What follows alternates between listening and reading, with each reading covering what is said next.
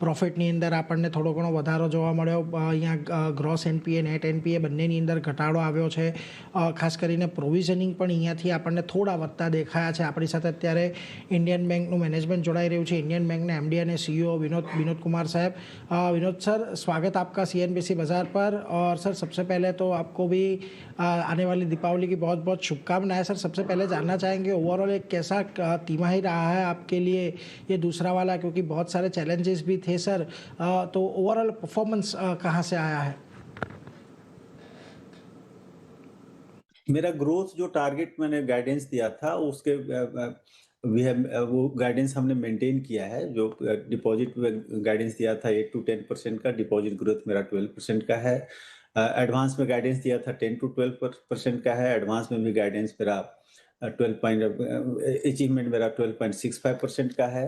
Profit भी 11% का growth हुआ है. नीम जो कि एक चैलेंज था रेपो रेट कट की वजह से, उसमें भी मेंटेन किया है मैंने. सिर्फ 1 बेसिस पॉइंट का रिडक्शन है. रिटर्न ऑन एसेट भी हमने ऑलमोस्ट मेंटेन किया है. 1.34 था Q1 में, Q2 में 1.32 मेंटेन रखा है हमने. एक ग्रॉस एनपीए का मैंने गाइडेंस दिया था लेस देन 3%, लेकिन ग्रॉस एनपीए का गाइडेंस मैंने रिवाइज किया है क्योंकि 3.01 to 2.60 आ गया इस क्वार्टर में, इसलिए ग्रॉस एनपीए का गाइडेंस मैंने रिवाइज करके लेस देन 2 किया है. और नेट एनपीए भी मेरा घट करके 0.18 से 0.16 हुआ है. ओवरऑल गाइडेंस बैंक का रिजल्ट गाइडेंस जो था उसके लाइन पे है, ऑन ट्रैक है. जी सर, इन लाइन रिजल्ट आते हुए दिखे हैं. पर विनोद सर, अगर लोन ग्रोथ की बात करें तो यहाँ पे क्या ग्रोथ रहता हुआ दिख रहा है? जीएसटी में जो कट हुआ है उसका क्या इम्पैक्ट आता हुआ दिखा है? और लोन ग्रोथ को लेके कमिंग क्वार्टर्स के लिए क्या गाइडेंस रहेगा सर? लोन ग्रोथ जो मेरा हुआ है प्राइमरीली रैम सेक्टर से हुआ है. रिटेल में ग्रोथ मेरा ऑलमोस्ट 18.58% का है. एंड एमएसएमई में भी 14% का ग्रोथ है. एग्रीकल्चर में भी 14% का ग्रोथ है. तो ग्रोथ बेसिकली रिटेल से हुआ है. और जीएसटी कट का जो इम्पैक्ट है उसका क्रेडिट पे इम्पैक्ट इस क्वार्टर में आएगा, क्योंकि आप अगर देखें जीएसटी रेट कट 22 सितंबर से था. तो सिर्फ जो व्हीकल लोन और कुछ कंज्यूमर लोन में डिमांड आया है, व्हीकल लोन में हमने अच्छा ट्रैक्शन देखा है. लेकिन जो दूसरे सेक्टर हैं जैसे एमएसएमई सेक्टर है, मीडियम सेक्टर है, यहाँ पे ट्रैक्शन इस क्वार्टर से दिखना शुरू होगा. लेकिन कंजम्पशन पे ऑलरेडी दिख रहा है कि कंजम्पशन डिमांड है ऑलरेडी. सर, वैसे तो आपने बताया कि एनपीए और ग्रॉस एनपीए का आपने थोड़ा जो आपका गाइडेंस है वो भी घटाया और आंकड़े भी अच्छे रहे. लेकिन सर, थोड़ा प्रोविज़न हमें बढ़ते हुए देखने को मिले हैं. सर, क्या यहाँ पर स्थिति है एक असेट क्वालिटी को लेकर? अब एनपीए अगर आप मेरा देखें, ग्रॉस एनपीए कम हुआ है. 3.01 to 2.60 हुआ है. और इसमें मैं गाइडेंस बल्कि रिवाइज कर रहा हूँ. पहले लेस देन 3% का गाइडेंस दिया था, उसको घटा करके लेस देन 2 कर रहा हूँ मैं. इम्प्रूवमेंट और एनपीए में होगा और नेट एनपीए भी इसी लेवल पे मेंटेन होगा. इसके लिए हमने वेरियस स्टेप्स लिए हैं रिकवरी का. सबसे पहला तो स्टेप ये लिया है कि हमारे स्लिपेजेज अंडर कंट्रोल रहे. अगर स्लिपेजेज अंडर कंट्रोल रहेंगे तो एनपीए अपने आप अंडर कंट्रोल रहेगा.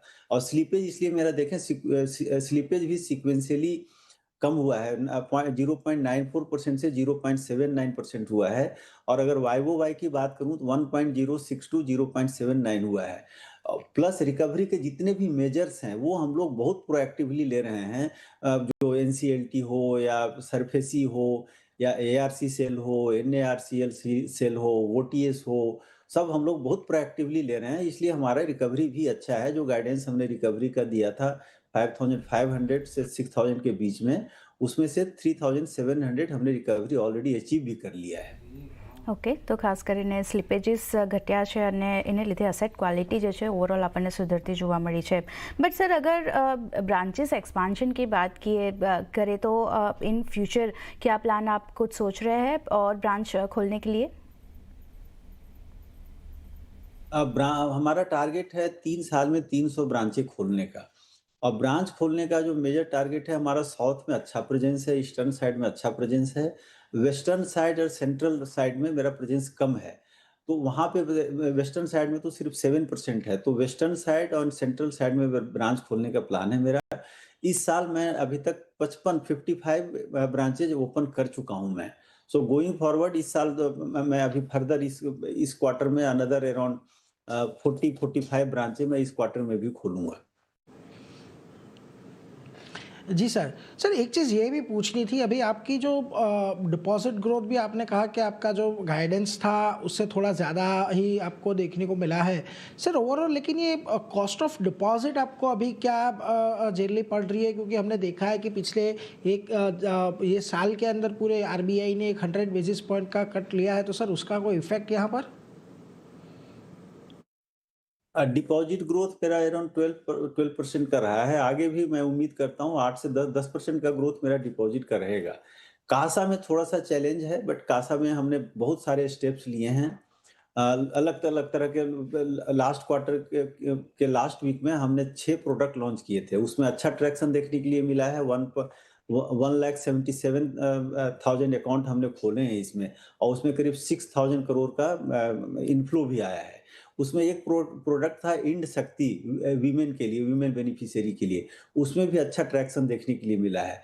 उसके अलावा एक जो सैलरी अकाउंट हम लोगों ने एक अच्छा ट्रैक्शन उसमें दिखाया है। सैलरी अकाउंट में जो एवरेज बैलेंस है लास्ट क्वार्टर में 25,000 था, इस क्वार्टर में 44,000 है। तो गोइंग फॉरवर्ड इसलिए मेरा उम्मीद है कि मैं कासा शेयर भी मेंटेन कर पाऊंगा, डिपॉजिट ग्रोथ भी मेंटेन कर पाऊंगा। जी सर, और आखिरी सवाल रहेगा कि इस तिमाही में तो बहुत अच्छे नंबर्स हमने देखे हैं, ग्रोथ भी देखने मिली है। कमिंग क्वार्टर्स के लिए सर गाइडेंस क्या रहेगा यहाँ से अब?